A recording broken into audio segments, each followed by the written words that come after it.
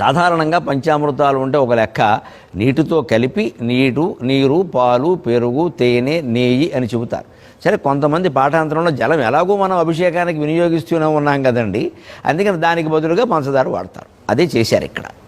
ఈ పంచామృతాల్లో విశేషం ఏమిటంటే జలం, దానికంటే పాలు, దానికంటే పెరుగు, దానికంటే తేనె, దానికంటే నెయ్యి మీరు లోపలగా గమనిస్తే ఎదుగుతున్న కొద్దీ వెడుతున్న కొద్దీ జిడ్డు ఎక్కువ అవుతుంది. నీటికి ఏ జిడ్డు ఉండదు. నీరులా పోయగానే హాయిగా శరీరం కూడా శుభ్రం అయిపోతుంది. పాలు పోయగానే కొంచెం అంటుకుంటుంది. పాలు పోసాక మళ్ళీ నీళ్ళు పోసుకోవాలి, లేకపోతే చెమలు పడతాయి. ఇక పెరుగు కాస్త గడ్డగట్టి ఉంటుంది. తేనె ఆ అంటుకోవడంతో పాటు జిడ్డుతో పాటు తీపి కూడాను ఆస్వాదించాలనిపిస్తుంది.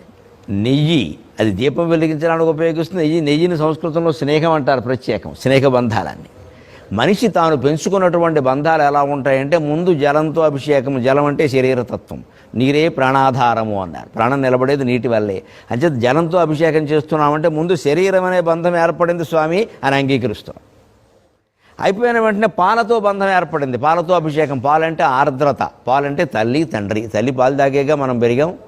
అంచేత ఆ తల్లి తండ్రి పట్ల ఉండేటువంటి గౌరవం, మమకారం పాలతో బంధం.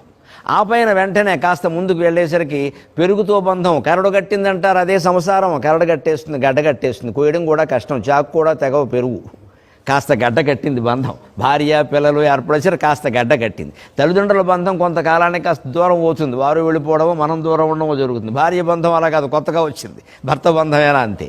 ఆ పైన పిల్లలు కూడా పుట్టిన తర్వాత ఏమవుతుంది, ఇంకాస్త తేనె కూడా ఏర్పడుతుంది అందులో. ఒకవేళ భార్య పట్ల భర్తకో, భర్త పట్ల భార్యకో వాళ్ళకి 5 ఏళ్ళ అయ్యాక కాస్త విరక్తి కలిగిన ఈ పిల్లల కారణంగా మళ్ళీ మాధుర్యం పెరుగుతుంది. మన బిడ్డ అని ఇద్దరూ చూడగానే, బిడ్డను చూడగానే తగాదాలు మర్చిపోతారు. ఈ బిడ్డ కోసం మనం ఏకంగా ఉండాలి, అనురాగంతో ఉండాలి, వాడికి అన్నం పెంచేవాడిని, ఇంటి వాడిని చేయాలి. ఆ బిడ్డల మమకారమే తేనె. ఆ పైన ఇక ఆ తర్వాత నెయ్యి ఉందే. బిడ్డల సంబంధం సహా, బయట స్నేహితులు సహా, మన ఉద్యోగ బంధాలు, మన సామాజిక బంధాలు, ఇదంతా పెద్ద జిడ్డులాగా పట్టుకుంటాయి. ఈ పట్టుకున్నవన్నీ వదిలించుకోవడమే పంచామృత రహస్యం.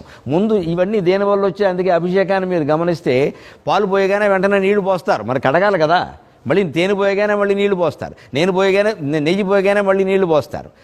ఏది పోసినా, పెరుగు పోసినా మళ్ళీ నీళ్లు పోస్తారు. అంటే తల్లిదండ్రుల బంధము శరీరం వల్లే, భార్యాబంధము భర్తృబంధము శరీరం వల్లే, బిడ్డల బంధము శరీరం వల్లే, స్నేహితుల బంధాలు శరీరం వల్లే. శరీరం వదిలిపోతే కానీ ఇవేమీ పోవు. అంచేత నీళ్లు పోస్తే కానీ శుభ్రం కాదు.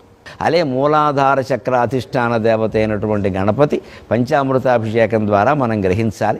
ఎప్పటికప్పుడు పాలు, పెరుగు, తేనె, నీళ్లతో మనం మళ్ళీ శుభ్రం చేసుకున్నట్టే శరీరం కారణంగానే ఇవి ఏర్పడ్డాయి. కాబట్టి దేహాత్మ భావన పోతే కానీ ఇవేవి పోవనే సత్యాన్ని గ్రహించగలిగితే అభిషేకం సార్థకమైనట్టు లెక్క. స్వస్తి ప్రజాభ్యః.